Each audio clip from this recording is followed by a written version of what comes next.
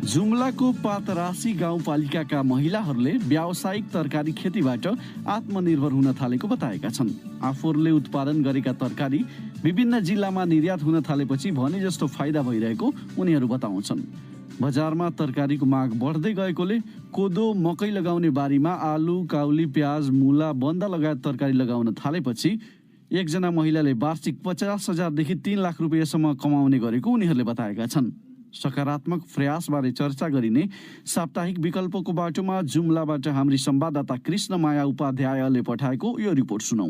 पहिला घर खर्च चलाउनुको लागि धेरै समस्या भोग्न परे पनि अहिले तरकारी खेती सुरुवात गरेदेखि घर खर्च चलाउनुका साथै पैसा बचत गर्न सफल भएको महिलाहरूले बताएका छन्। घरको सबै आर्थिक जिम्मेवारी महिलाहरू आफैले बिहोर्न सक्ने भएपछि कमाईको लागि अन्यत्र जान नपरेको हुनाले खुसी लागेको बताउँछिन् जुम्लाको पातरासी गाउँपालिकाको वडा नम्बर 6 घोडासैन गाउँकी बासमती कठायत। तरकारीको पैसाले अब बच्चा फी तिर्ने, अब महिनाबार अब ठाउँ संस्था उठाछौँ, बचत उठाउने ज्यास सजिलै भएको छ। तिर्वा चौबर फाइदा हुनाले ज्यास खुसी लाग्यो। 50-60 टोका जान्छ अनि कति मगाछ 1 गाडी 2 गाडी कति मगाछ हामी एकमुष्टि लिएर अनि त्यही सस्तो मूल्यमा दिन्छौँ। धेरै उत्पादन गर्नेले त कमाउँछन्, 1-1.5 लाख 2 लाख जति कमाउँछन्। जुम्ला सदरमुकामदेखि पूर्वतर्फ रहेको पातरासी गाउँपालिकाको घोडासैन गाउँका महिलाहरू एका बिहानै तरकारीको डोका बोकेर जुम्ला बजारमा आउने गरेको देख्न सकिन्छ। त्यो गाउँमा एकजनाले मात्रै नभएर गाउँका सबैजना महिलाहरूले तरकारी खेती मार्फत राम्रो आम्दानी गर्न सफल भएको बताएका छन्। आफूहरूले उत्पादन गरेको तरकारी जुम्ला, कालीकोट, मुगु, सुर्खेत, नेपालगञ्ज तथा नेपालका अन्य बजारसम्म पुग्ने गरेको हुनाले भने जस्तो आम्दानी गर्न सफल भएको बताउँछिन् उक्त गाउँकी अर्की किसान हिमाली कठायत। अन्त जान्छ, सुर्खेत गयो, पोखरा गयो, नेपाञ्जा गयो, यही रिलिफमै पनि भर्खर अस्ति सुर्खेत गया हो। दुःख पनि हुन्छ, फाइदा पनि अब ठिकै आफ्नो परिश्रम अनुसार ठिकै आइरहेछ। गाउँको तरकारी एउटा संकलन केन्द्र भइदिएको भए एकदमै राम्रो हुन्थ्यो। एक बिहानपल्टि भयो 30-35 जना हुन्छन्। घरको अन्य काम सकेर बचेको समय तरकारी खेतीमा दिने गरेको भए पनि तरकारीबाट भने जस्तो आम्दानी गर्न सफल भएको उनीहरूले बताएका छन्। महिलाहरू आफैले आफ्नो कमाई गर्न थालेपछि अरूसँग हात थाप्न नपरेको बताउँछिन् जुम्लाकी अर्की किसान रामकली बोहरा। काउली, बन्दा, मुला, साग सबै तरकारीहरू गर्छौँ। तरकारी खेती नगर्दाखेरि महिलाहरूको हातमा पैसै हुन्थ्यो न, सन सस्ता पनि धेरै उठाउन पाइने भयो अनि बच्चा बच्चीले मागे पनि रुकै काटेर दिन पाइने भयो। अहिले सबै जेस ठिकै छ, राम्रै छ। के तारतिर परेन तरकारी बेचेर दिउँला किन्ने छ, बच्चा बच्चीले मागे पनि आफ्नो कमाइ आफै गर्न सकेपछि बुढोको कमाइ चोखो हुने भयो। गाउँमा सडक पुगेपछि त्यहाँ उत्पादन भएको तरकारीले राम्रो बजार पाउन थालेको किसानहरूले बताएका छन्। गाउँमा कुनै ठूलै आर्थिक समस्या परेपछि महिलाहरूले तरकारी बेचेर कमाएको पैसाले समस्या समाधान गर्न सहज भइरहेको बताउँछन् घोडासैन गाउँका अर्का किसान जनक बुढा। बजार माग एकदमै बढेछ, गाडी ट्र्याक्टरहरू पनि यहाँ आउँछन्, व्यापारीहरूले यहीँ लिन्छन्। आलु गाजरहरू ठ्याक्कै यहीँ डोका गरेर यहीँबाट तौलेर दिन्छन्। टोटल गाउँमा भन्ने भने 40-50 लाख त अनिवार्य हुन्छ। केटाकेटीलाई पढाउने लेखाउने अब घरको त्यो खर्चहरू सबै महिलाहरूले गरेका छन्। ठुल्ठुलो भई बिमारी परे पनि हामीले त्यो पैसाले चल्छ। जुम्लाको पातरासी गाउँपालिकाको वडा नम्बर 6 घोडासैन गाउँका 134 घरधुरीका सबैजना महिलाहरू मिलेर तरकारी खेती गर्दै आएका छन्। सबैजना मिलेर तरकारी खेतीबाट वार्षिक रूपमा 40 देखि 50 लाख रुपियाँसम्म आम्दानी गर्न सफल भएको महिलाहरूले बताएका छन्। कृषि विकास कार्यालय जुम्ला र स्थानीय गैर सरकारी संस्थाहरूको सहयोगमा आफूहरूले व्यावसायिक तरकारी खेती गर्न थालेपछि कमाईको लागि अन्यत्र जान नपरेको उनीहरूको भनाइ छ। सुन्नुभयो कृष्णमाया उपाध्यायको रिपोर्ट।